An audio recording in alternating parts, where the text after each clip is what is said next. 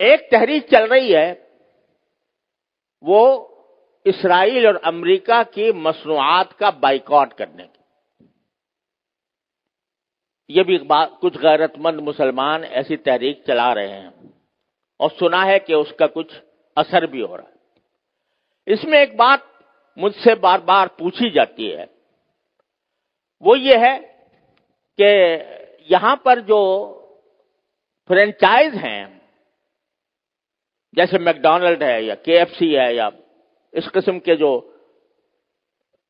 کمپنیاں ہیں جن کی غذائیں وغیرہ بکتی ہیں، اس کے جو مالک ہیں وہ مسلمان ہیں، پاکستانی ہیں. البتہ چونکہ فرنچائز کا انہوں نے معاہدہ کر رکھا ہے، لہذا 5% یا 10% آمدنی کا حصہ وہ ان کمپنیوں کو جاتا ہے.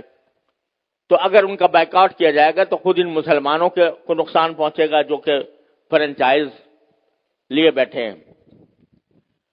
تو میں اس کے جواب میں ایک بات عرض کرتا ہوں، وہ یہ کہ یہ مسئلہ فتوے کا نہیں ہے، یہ ایمانی غیرت کا مسئلہ ہے، غیرت ایمانی کا مسئلہ ہے. کسی غیرت مند مسلمان کو یہ گوارا نہیں ہونا چاہیے کہ اس کی آمدنی کا 1 پیسہ بھی کسی ایسے شخص کو پہنچے جو اسرائیل کو مدد دے رہا ہے. یہ انسان کی ایمانی غیرت کا تقاضا ہے.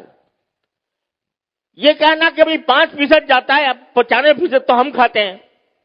ارے بھائی 95% آپ کھا چکے، بہت الحمدللہ، کافی آپ نے نفع بنا لیا. اب آپ یہ تو کر سکتے ہو کہ اس فرنچائز کو ختم کر کے اپنا کاروبار شروع کر دو. اگر اس کو ختم کر کے اپنا کاروبار شروع کرو گے تو ذرا تھوڑا سا پتہ تو چلے گا ان کو کہ یہ جو ہم دنیا بھر کے اندر ہم اپنی مصنوعات چلا رہے ہیں، دنیا بھر میں ہمارا سکہ چل رہا ہے، اس کا کچھ اثر تو ہوگا. یہ کہنا کہ 5% جا رہا ہے ان کو اور ہم نے 5% جا کے کیا اس میں کیا فرق پڑے گا.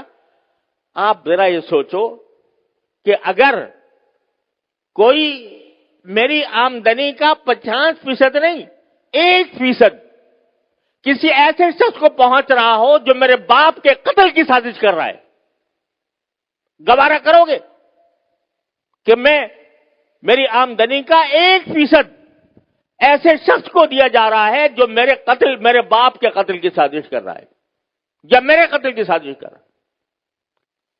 تو یہاں اس کو 1% اور 2% اور 5% سے ناپو گے. لوگ فتوے کی بات کرتے ہیں، یہ فتوے کا مسئلہ نہیں ہے، یہ ایک غیرت ایمانی کا مسئلہ ہے. اور اس غیرت ایمانی کے تحت یہ میں سمجھتا ہوں کہ کسی غیرت مند مسلمان کو اس کا اقدام نہیں کرنا چاہیے. لہذا یہ بھی اس کوشش کا ایک حصہ ہے.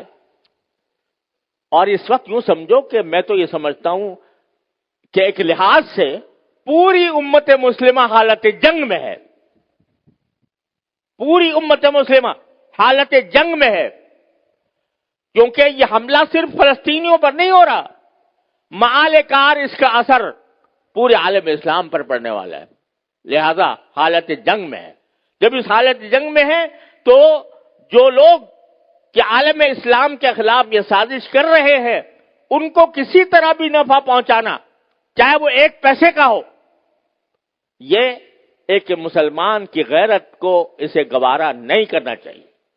لہذا میں اس بات کی حمایت کرتا ہوں کہ ایسی چیزوں کا بائیکاٹ کیا جائے جس کا فائدہ ان طاقتوں کو پہنچ رہا ہے. تو اپنی سی کوشش کرو، اللہ تعالیٰ سے دعا جاری رکھو، کوئی وقت خالی نہ جائے جس میں اللہ تعالیٰ سے نہ مانگا جا رہا ہو، اور پھر اللہ کے فیصلے پر راضی رہو.